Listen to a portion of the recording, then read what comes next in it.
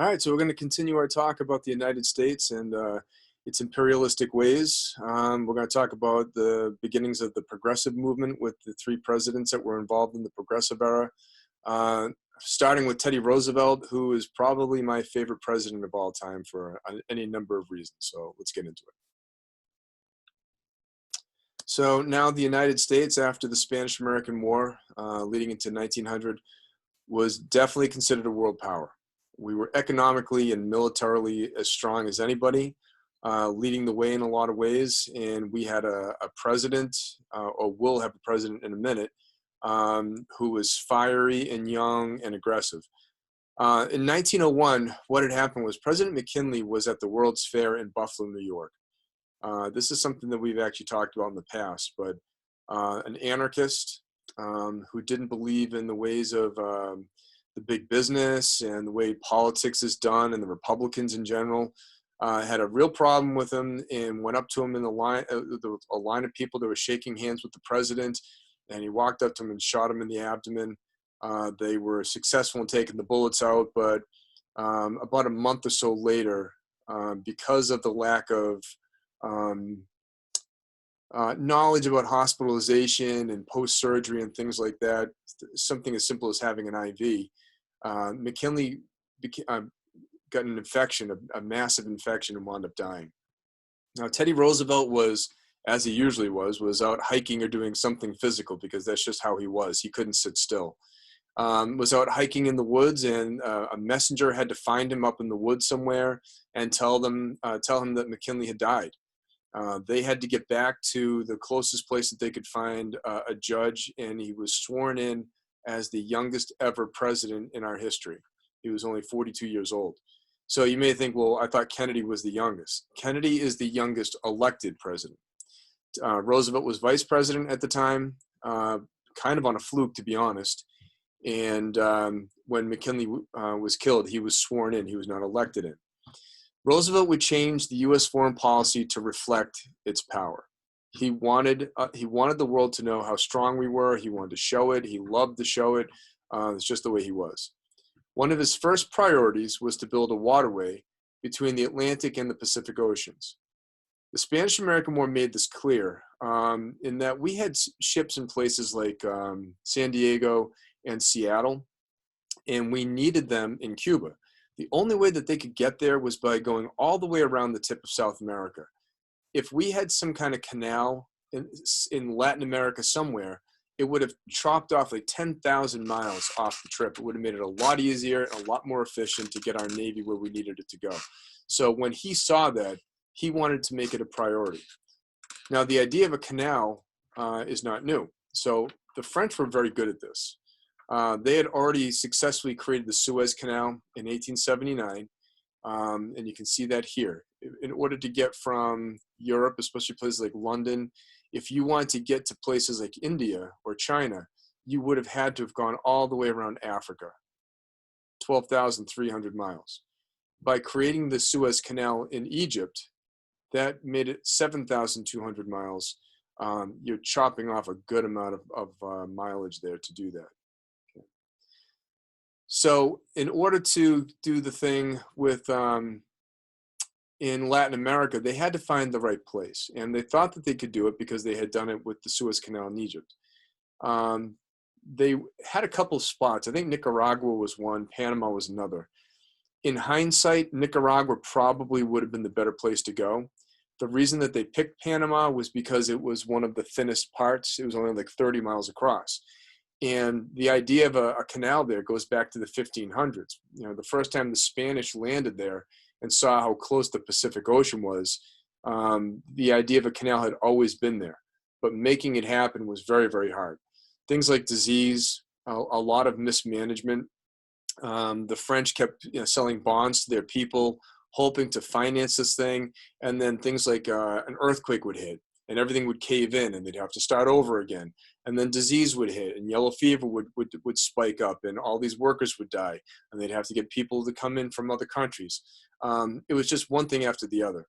So after finally all these years of it not happening, the French finally had to give up on this. Roosevelt now saw this as his chance. He has a European country that's deeply in debt in this project. He's the president of a country that has a lot of money, and he feels like he has leverage over the French to drop their price. So the French were looking for $100 million for the rights of this canal. And we got them to drop it to 40 million because really they didn't have much leverage at this point. So Congress passed the Spooner Act in 1902 to purchase it. But that wasn't the end of it. The second part of this is now we had to get permission from what at the time was called Grand Columbia or Great Columbia, because they owned Panama. You can see that right up here. This is where Panama is, and you can see how thin it is.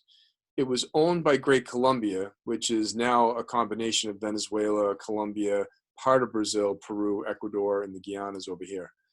The Colombians knew that we had money, and they knew that we wanted this.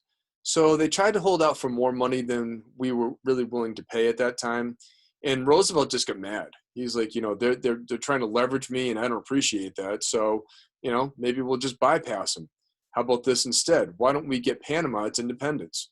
So that's what he did. He kind of sent word down to Panama through a French mediator and said, you know what, if you guys were to start a rebellion, I'll send the Navy right off the coast of Panama. I'll send the Navy right off the coast over here. The Colombians will see it. They'll stay out of your hair. You'll have your independence. If you get your independence with our help, how about you let us build the canal? And that's really what happened. So he sent the warships down to Panama to keep the Colombians from doing anything.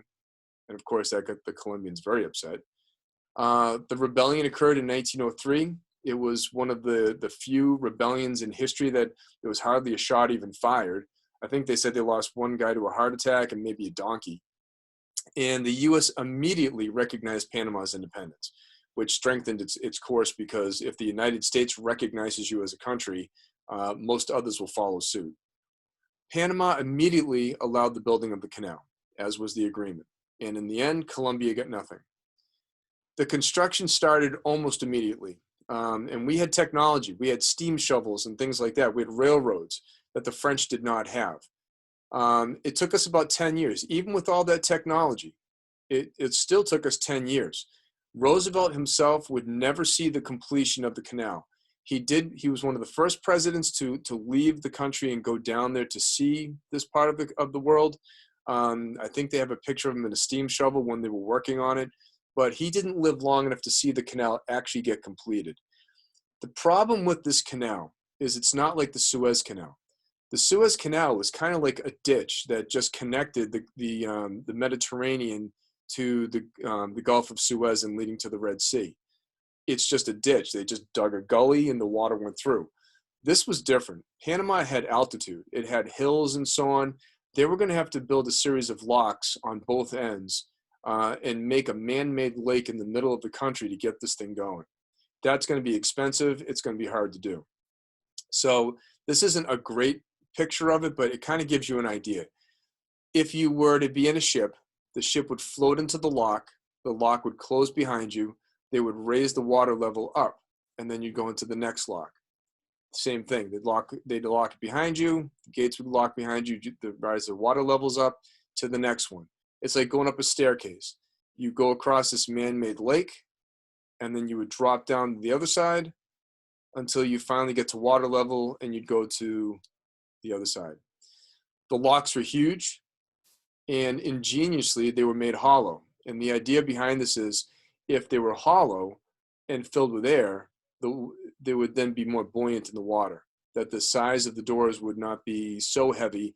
You could actually use the air inside of them to make it less heavy and to move the gates a little bit easier. Now, some people did not appreciate Roosevelt's methods on getting the land for the canal. They saw him as kind of a bully. One of his sayings, as you can see down here, was to speak softly and carry a big stick. That was his use of the Navy, which is what he did to get Panama its independence. He felt like words are cheap. You need to back up what you do. You need to show that you mean business, and then you need to go do it. Some people saw it as bullying. Other people saw it as getting things done, and that the world is a better place. So it would be really hard to argue that the world would be worse because the Panama Canal was built. How he got there is definitely open to interpretation.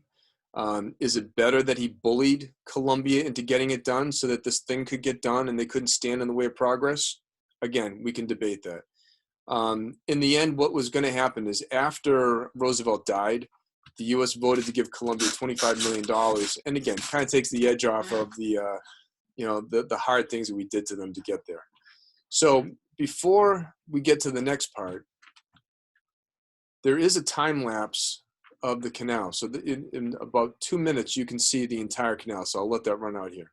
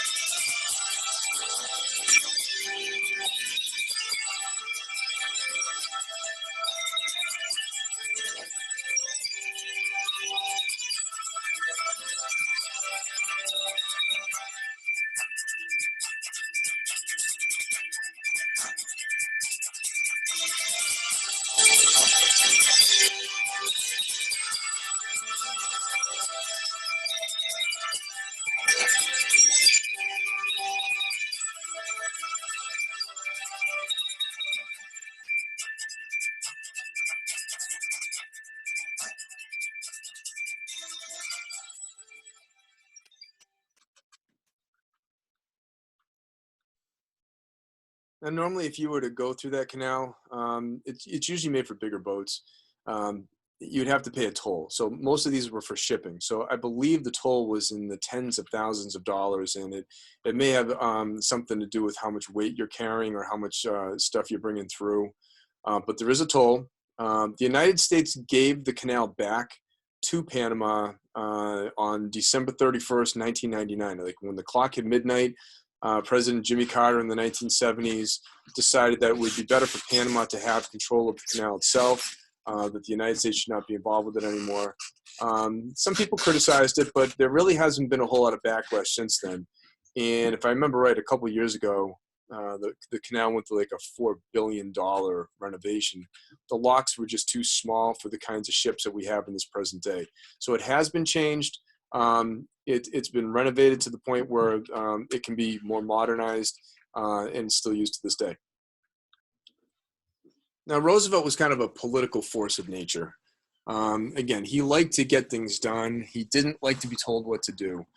And he added something called the Roosevelt Corollary to the Monroe Doctrine. And what that said is with all the things that we have, things like the Panama Canal, if we're going to own the Panama Canal, we need to have ways to protect it.